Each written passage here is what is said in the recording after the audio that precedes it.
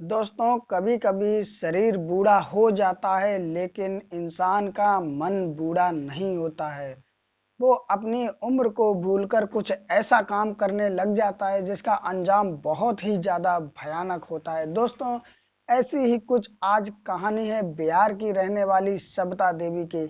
मैं दोस्तों कहानी स्टार्ट करूं तो आपसे रिक्वेस्ट वही करता हूं कि दोस्तों वीडियो को लाइक कर दिया करो। आप बाद में लाइक नहीं करते और चैनल पे नए हैं तो दोस्तों सब्सक्राइब कर लो, बेल आइकन दबा के प्रेस ऑल पे कर देना। नमस्कार दोस्तों, मेरा नाम है अजय श्रीवास्तव। ये कहानी है बिहार की।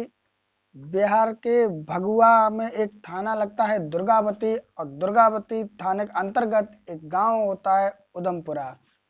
दोस्तों, दुर्गावती थाने में एक सुबह ही सुबह कॉल आती है, और कॉल आके लोग उधर से बोल रहे होते हैं कि उतपुरा गांव में एक 55 साल की युवती का मर्डर हो गया है। किसी ने गोली मारकर हत्या कर दी है। भगवा गांव के पास एक तालाब पड़ता है, उसी तालाब के पास पुलिस उस तालाब के पास पहुंचती है तो देखती है युवती जो होती है उसकी गोली मारकर हत्या कर दी होती है। दोस्तों, आसपास लोग खड़े होते हैं। पुलिस वाले उनसे पूछते हैं, क्या इसको कोई तुम में से जानता है? तो वहां के लोग कहते हैं, जी हाँ, ये हमारे ही गांव की है और इस महिला का नाम सविता देवी है। दोस्तों, पुलिस वाले उस युवती का पंचनामा करते हैं और पंचनामा करके उसकी लाश को पोस्टमार्टम के लिए भेज देती है। दोस्तों, उसके बाद पुलिस वाले वहां पर छानबीन करते हैं, लेकिन वहां पर ऐसा कोई सबूत नहीं मिलता है जिससे मुजरिम के पास पहुंचा जाए।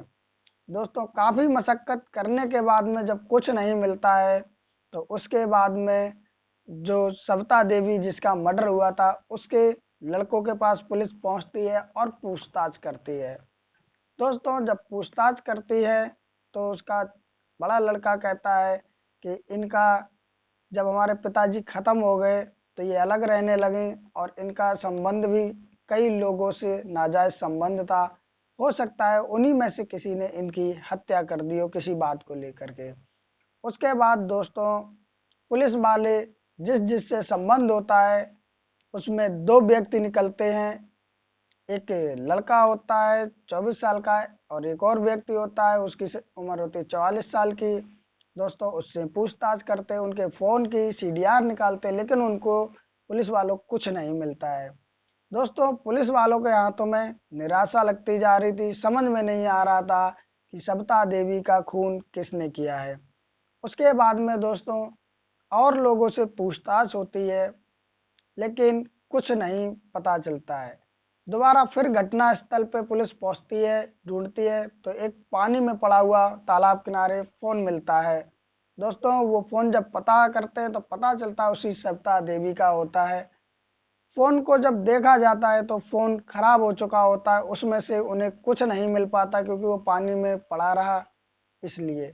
अब दोस्तों, पुलिस वालों को बड़ा हैरानी हो रही थी क्योंकि वो पता नहीं लगा पा रहे थे कि सविता देवी का कातिल कौन है। उसके बाद में दोस्तों पुलिस वालों ने उनके छोटे बेटे को पूछताछ की। उसने भी यही बताया कि इनके कई लोगों से नाजायज संबंध थे, इसलिए हमने इनको बोलना चालना बंद कर दिया था, हम बोलते नहीं थे। दोस्तों, पुलिस को जब कुछ नहीं समझ में आता है तो सविता देवी के दोनों लड़कों की फोन की लोकेशन ट्रेस की जाती है कि जब जिस समय खून हुआ था उस समय इन दोनों की लोकेशन क्या थी। दोस्तों, छोटे वाले लड़के की लोकेशन बताती है कि जहां पर खून हुआ है वहीं की लोकेशन उस समय की उसकी थी। सीधा सीधा शक पुलिस वालों को छोटे लड़के के ऊपर हो जाता है और घर से छोटे लड़के को गिरफ्तार शक के जरिए कर लिया जाता है, शक के तौर पर। दोस्तों, अब लड़के से पूछताछ होती है तो लड़का पहले मना करता है, लेकिन बाद में दोस्तों जब कड़ाई से पूछताछ करती है पुलिस तो लड़का एक एक बात कबूल देता है, और उसके बाद जो कहानी बताता है आप सबको हैरान कर देगी, परेशान कर देगी। दोस्तों, वो कहता है, मेरे पिताजी होते हैं विजय शंकर।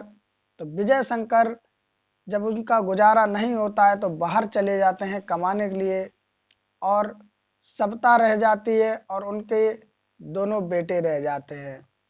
अब वो सब एक साथ रहते हैं और कुछ समय बाद विजय शंकर जब कमा के घर आते हैं तो उनकी तबीयत थोड़ी ज़्यादा खराब हो जाती है, उनका इलाज चलने लगता है और कुछ समय बाद विजय शंकर की मृत्यु हो जाती है। दोस्तों, जब विजय शंकर की मृत्यु हो जाती है तो सविता देवी और उनकी जो बहुएं होती हैं सब एक साथ रह रही होती हैं, लेकिन सविता देवी अब बाहर जाती है, इधर उधर बैठती है, जो कि बहुओं को नागवारा होता है, बहुओं को ये अच्छा नहीं लगता है।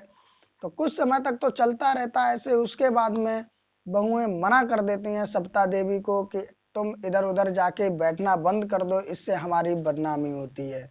सविता देवी कहती है मैं बैठना बंद नहीं कर सकती हूँ। इस बात को लेके बहुओं के साथ में थोड़ी कहासुनी होती है। तो सविता देवी का एक और मकान होता है उसी गांव में, वो उसमें अलग रहने लगती है। अब वो जब अलग रहने लगती है, सविता देवी की उम्र लगभग 55 वर्ष की होती है। लेकिन दोस्तों, उम्र जरूर 55 वर्ष होती है, लेकिन देखने में वो 55 वर्ष की नहीं लगती। एक खूबसूरत हंसी औरत लगती है वो देखने में, और वो सुंदर भी होती है। जब वो अलग रहने लगती है, उसी में अपना बनाना खाना रहना, तो उसमें एक 24-25 वर्षीय लड़का पड़ोसी होता है उसी का, वो उस सविता देवी की मदद करने लगता है। क्योंकि दोस्तों, सविता देवी अकेली थी, उस पे कोई ऐसा लड़का नहीं उसके पास रहता है जो उसकी मदद करे, तो इसलिए वो पड़ोस में लड़का जो रहता था वो मदद करने लग जाता है। जो भी जरूरत पड़ती है अब सविता भी उसे बताने लगती। धीरे धीरे दोस्तों नजदीकियां बढ़ने लगती हैं इनके बीच में। अब तो उस लड़के का आना जाना हो गया, और यहाँ तक कि अब सविता के मन में कुछ अलग चलने लगा। दोस्तों, जब ज्यादा आना जाना हुआ तो सविता ने अपने मन की बात कही उस लड़के से, और वो लड़का भी उस पे प्यार करने लगा उससे। दोस्तों, अब तो वो अब पड़ोसी थे, जब मर्जी हो तब घर आ सकते थे, जब मर्जी हो तब जा सकते थे। दोस्तों, धीरे धीरे बातें फिजिकल रिलेशनशिप में बदल गई और दोस्तों उनके शारीरिक संबंध बनने लगे। दोस्तों, सविता को चस्का लग गया इस चीज का। अब वो तो आए दिन उससे संबंध बनाने लगी। इसी बीच में दोस्तों कुछ ही दूर पे एक 44 साल का व्यक्ति रहता था। वो भी कभी कभार सविता से बातें किया करता था और दोस्तों उसकी मदद किया करता था जो जरूरी होती थी, क्योंकि सविता इतनी खूबसूरत थी, सुंदर थी दोस्तों। तो वो भी व्यक्ति उस पर कहीं ना कहीं मोहित हो गया, और उसके बाद में सविता भी उससे अट्रैक्टिव हुई। दोस्तों, उनके बीच में भी रिलेशनशिप बनने लगा और शारीरिक संबंध बनने लगता है। अब सविता कभी उस लड़के के साथ संबंध बनाती और कभी उस व्यक्ति के साथ संबंध बनाती। दोस्तों, बात ये थी कि सविता की लत इतनी ज्यादा बढ़ गई थी कि अब उसे बस यही दिखता था, इसके अलावा कुछ नहीं दिखता था। दोस्तों, जब ये बातें और फैलने लगी तो इस तरह जो व्यक्ति होते, कहते हैं कि बहती गंगा में हर कोई हाथ धोना चाहता है, तो वो भी सविता के पास जाते और अपने दिल की बात कहते कि तुम मुझे अच्छी लगती हो। तो सविता अब उन सबसे शारीरिक संबंध बनाने लगती है। दोस्तों, कहने का मतलब कोई प्यार नहीं था उसे, बस इस चीज की लत लगी हुई थी जो वो अपनी हवस पूरी करती है। दोस्तों, अब आए दिन ये जब काम होने लगा तो धीरे धीरे ऐसी खबरें रुकती कहाँ है, ऐसी बातें हवा की तरह फैल जाती हैं। दोस्तों, जब ये बातें फैली तो ये बातें उनके छोटे और बड़े लड़कों को भी पता चला। अब लड़कों को बड़ा शर्म महसूस हुई। उन्होंने कहा अपनी पत्नी से, और पत्नी बोली देख लो तुम्हारी माँ को इस उम्र में क्या भूत सवार है। उसके बाद में दोस्तों अब लड़का डायरेक्ट अपनी माँ से ये बातें नहीं कर सकता है। बड़ा लड़का माँ के पास जाता है और कहता है माँ जी आप घर चलिए, घर पे रहिए चल के हमारे लोगों के साथ में, आप यहाँ पर अच्छा नहीं लगता है अलग रहते हुए। दोस्तों, इस तरह से बड़ा लड़का समझाता है, लेकिन दोस्तों माँ को तो पता था अगर मैं घर पे चलेगी तो बहुएं के सामने ये सब नहीं कर सकूंगी, इसलिए वो जो सविता देवी होती वो लड़कों के साथ में घर पे नहीं जाती है। जब वो नहीं जाती है, लड़का वापस चला जाता है, और दोस्तों ये कहानी धीरे धीरे ऐसे ही चलती रहती है। एक दिन छोटा बेटा जो होता है वो गांव घूमने जाता। अब वो जिस गली मोहल्ले में जाए लोग इसी बात को उसके सामने जाहिर कर दें, बातें करने लगे कि तुम्हारी मम्मी ऐसा कर रही, तुम्हारी मम्मी ऐसा कर रही है, तरह तरह के ताने मारें और उससे कहें कि अपनी माँ को समझाओ क्यों माहौल खराब कर रही हैं। इस तरह की जब बात करते हैं छोटे लड़के से बर्दाश्त नहीं होती है। दोस्तों, वो क्या करता है दोस्तों, सुबह सुबह मम्मी उसकी जब शौच के लिए निकलती है तो उसका पीछा करता है, और जैसे वो तालाब किनारे शौच के लिए बैठती है वैसे ही वो उस पे गोली चला देता।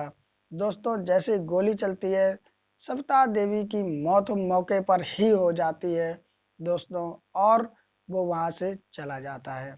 उसके बाद लोग आते हैं, देखते हैं, पुलिस वाले इन्फॉर्म करते हैं। तो इस तरह दोस्तों सविता देवी को मारने वाला कोई और नहीं, उसका अपना बेटा होता है, क्योंकि उसे बहुत ज्यादा शर्म आ रही होती है। कोई ना कोई जहां भी उसे इसी बात को लेके टोक देता था जो उससे बर्दाश्त नहीं होता था।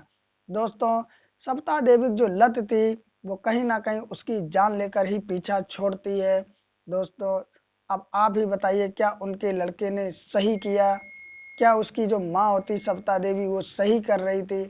दोस्तों जो भी आपकी राय हो कमेंट में जरूर दें। दोस्तों मेरा हाथ जोड़ के आप लोगों से निवेदन है कि वीडियो को एक लाइक जरूर किया करें, जिससे मुझे पता लगे कि मेरी वीडियो अच्छी बन रही और आप लोगों को अच्छी लग रही।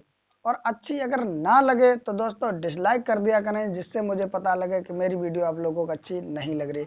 और नए जो भी मेरे भाई बंधु हैं दोस्तों, चैनल जरूर सब्सक्राइब कर लें और बेल आइकॉन प्रेस करके ऑल पे कर दें, जिससे मेरी वीडियो आप तक पहुंचती रहे, और ये सब बिल्कुल फ्री है दोस्तों। फिर मिलते हैं किसी नई वीडियो में, जब तक के लिए नमस्कार।